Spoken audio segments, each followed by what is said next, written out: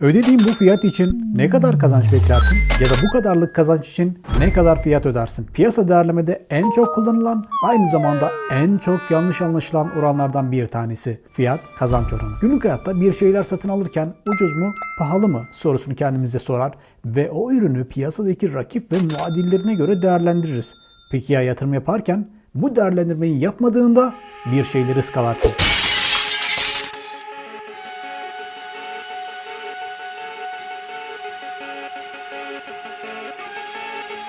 Galadığın umutların ve hayallerindi. Hedeflediğin kazançla birlikte onlar da dağıldı. Belki eldeki varlıkları bile kaybettin ve karanlıktasın. Bu karanlıkta sana yatırımın ufak bir kıvılcımı lazım.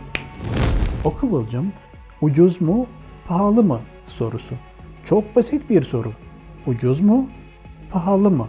Ancak bu basit soru için gerekli olan cevap bir şirketin içinde bulunduğu sektörüyle beraber pek çok metriğe aynı anda bakmayı gerektirir. Her seferinde ihmal ettiğimiz bu sorunun en popüler, en hızlı ama aynı zamanda en sinsi ve zarar etmenize sebep olacak bir cevap. Fiyat kazanç oranı.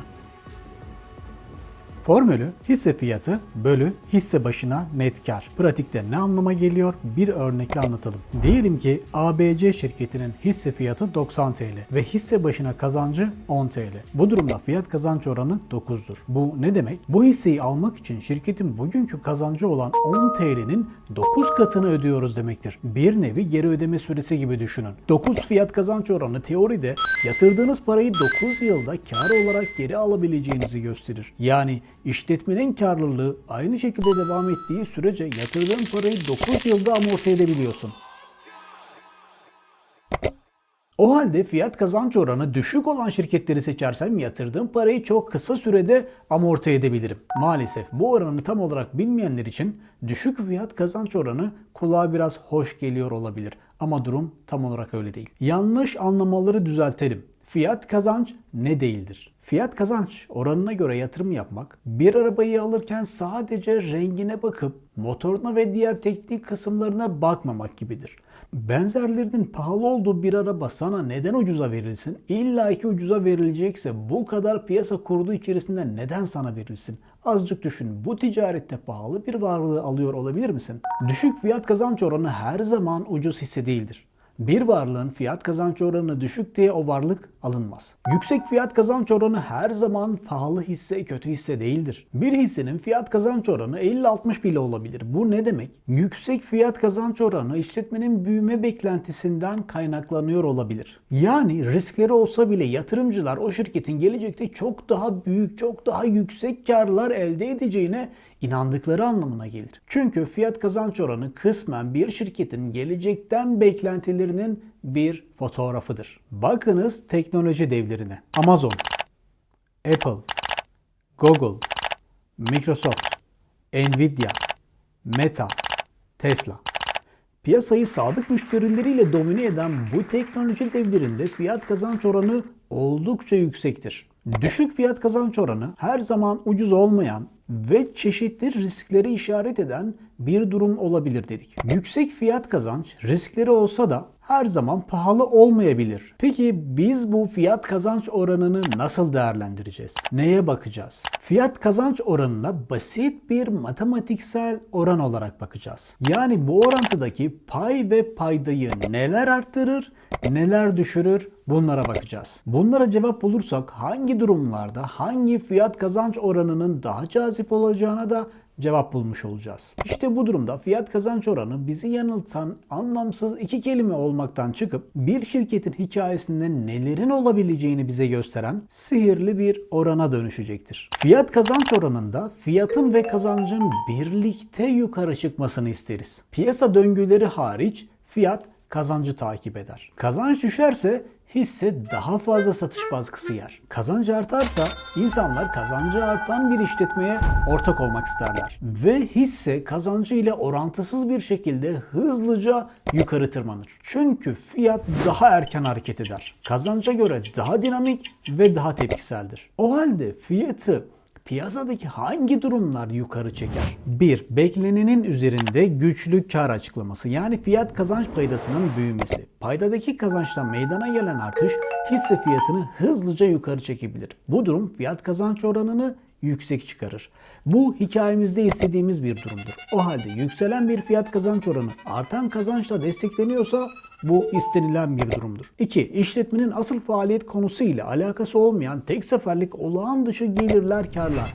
Örneğin bir varlık satışı, bir bina satışı işletmeyi karlı gösterebilir. Ancak piyasa bu karın tek seferlik olduğunu, bu tür satışların devamının olmayacağını düşündüğü için hisseye talep olmaz. Pay sabit kalıp payda artarsa, yani kazanç tek başına artarsa, bu durumda da fiyat kazanç oranı düşer.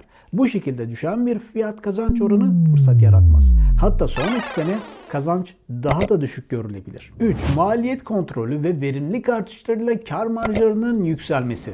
Verimlilik ve kar marjları artan işletmelerde hisse fiyatı kazanç ile orantısız bir şekilde hızlıca yukarı tırmanır. Bu durumda da fiyat kazanç oranı yükselir. Yine şirket hikayelerinde istediğimiz durumlardandır. Bu durumlarda da fiyat kazanç oranının yüksek olması gayet normaldir. 4. Büyüme beklentilerinin artması ve gelecekteki kazanç tahminlerinin yükselmesi. Yatırımcının bugünden satın aldığı işletmenin gelecek karlılığı ve büyümesidir. Yatırımcılar bu beklentiyi satın aldıkları için hisseye talep artar. Fiyat yukarı çıkarken kazanç şimdilik sabit kalır. 5. İşletme kazancının da ciddi derecede düşmesi fiyat kazanç oranını yüksek gösterebilir. Kazanç sıfıra yaklaşsa bile, hatta işletme zarar etse bile hisse fiyatı belli bir seviyeye kadar düşer. Dolayısıyla kazancı çok düşen işletmede fiyat kazanç oranı yüksek çıkar. Bu durumda kazancın neden düştüğünü, bu düşüşün kalıcı olup olmadığını değerlendirmek gerekiyor. Kazançtaki bu düşüş tehlikeli bir fiyat kazanç yükselişine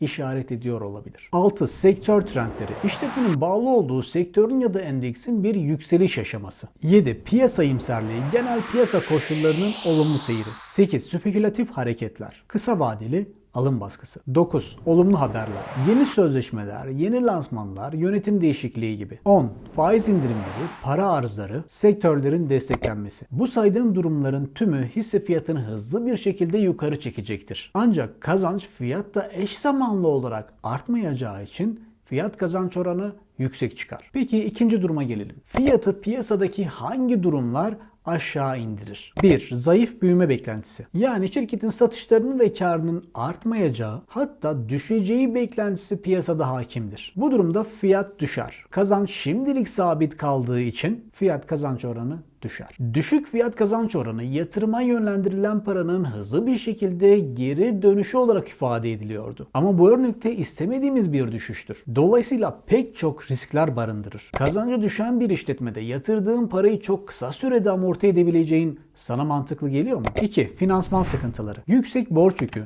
nakit akış problemleri, bunların sebep olduğu likidite sıkıntıları, en nihayetinde bilanço ve diğer mali tabloların zayıf geleceği beklentisi. Bakın, beklentisi diyorum. Bu durumda paydadaki kazanç hemen düşmese de bu beklentiler fiyatı aşağı çekeceği için fiyat kazanç oranı düşer. Ancak kazanç bu sorunlardan kaynaklı bilanço dönemlerinde düşüşe geçerse fiyat kazanç oranı yükselebilir. Çünkü beklenti önden fiyatlandığı için fiyatta fazla düşüş olmayabilir. Bu durumda kazanç daha çok düşeceği için fiyat kazanç oranı yükselir. Bu durumda yine istemediğimiz bir fiyat kazanç düşüşü ya da yükselişidir. 3. Şirket rekabet avantajını kaybederek pazar payının küçülmesi, teknoloji olarak geride kalması. Bu durumların tümü formülümüzdeki fiyatı ve kazancı birlikte aşağı çeker. Fiyat her zaman daha dinamik ve daha tepkiseldir. Kazanç 1 düşüyorsa fiyat 5 düşer. Bu durumda da fiyat kazanç oranı düşük çıkabilir. Bu da yine istemediğimiz bir düşük fiyat kazanç oranıdır. 4. Yönetim ve zaman problemleri. Kötü yönetim kararları, operasyonel verimsizlik, şirket itibarına zarar veren olaylar. Önce fiyatı düşürür, sonra kazancı düşürür. Sonra fiyatı daha hızlı düşürür. Dolayısıyla fiyat kazanç oranı hızlı bir şekilde düşebilir. Bu durum yine riskli bir düşük fiyat kazanç oranıdır. 5. Düşük karlılık. Net kar marjlarının sektör ortalamasının altında olması ve iyileşemeyeceğinin düşünülmesi. Hisse piyasa fiyatını aşağı çekeceği için fiyat kazanç oranı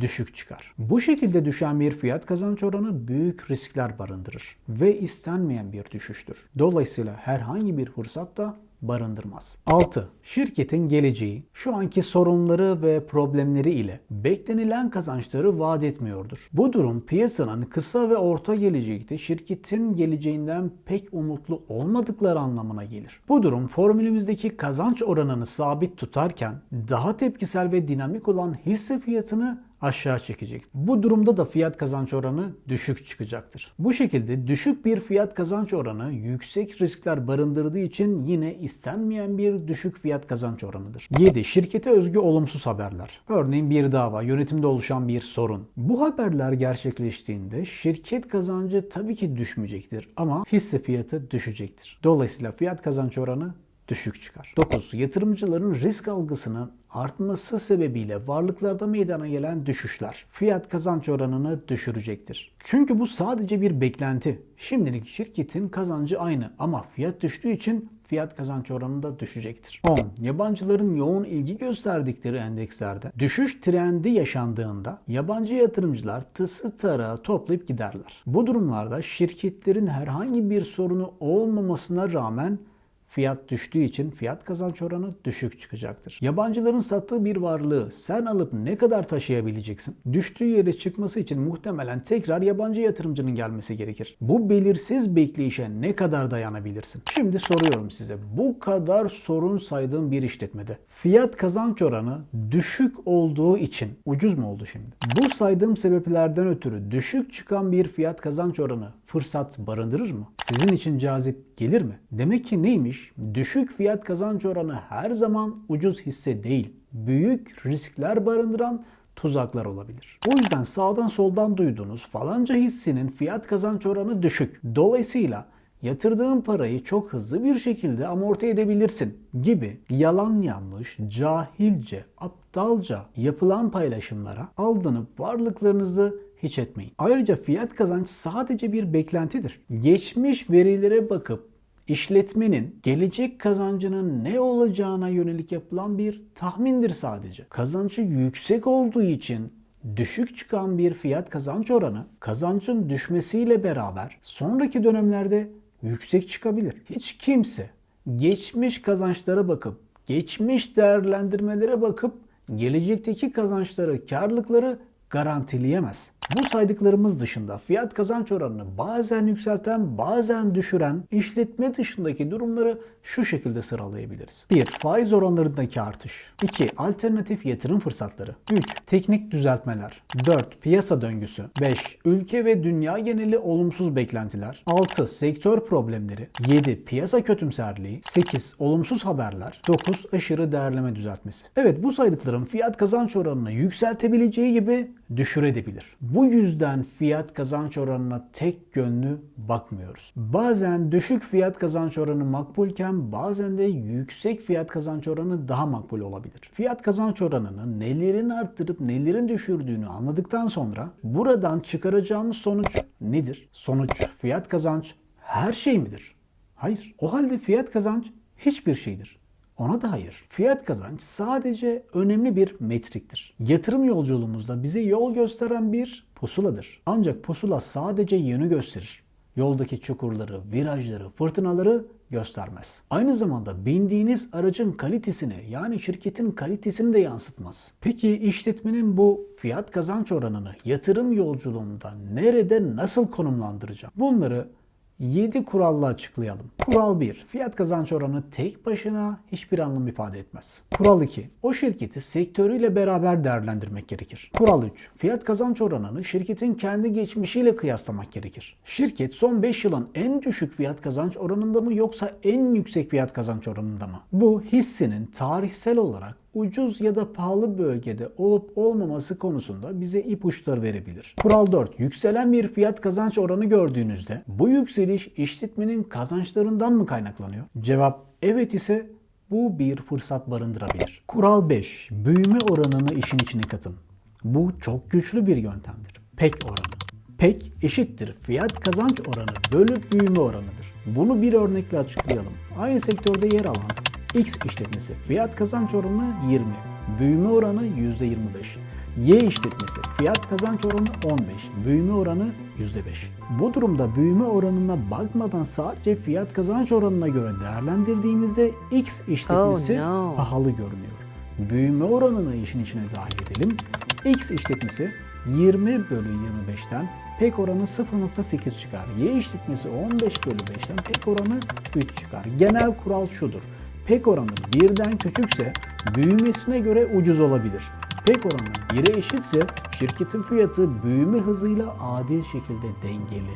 PEG oranı 1'den büyükse büyümesine göre pahalı olabilir. Gördüğünüz gibi büyüme oranını devreye koyduğumuzda pahalı gibi görünen birinci işletme daha avantajlı göründü. Bu formül fiyat kazanç oranının en büyük eksiğini, büyümeyi görmezden gelmesini giderir. Dolayısıyla fiyat kazanç oranı yükselirken bu yükseliş büyümeden mi kaynaklanıyor? Bize bu sorunun cevabını verebilir. Çünkü istikrarlı büyüyen ya da büyüme beklentisi olan işletmelerde fiyat kazanç oranı artsa bile büyümeden kaynaklı yatırımların geri dönüşü daha hızlı olabilir.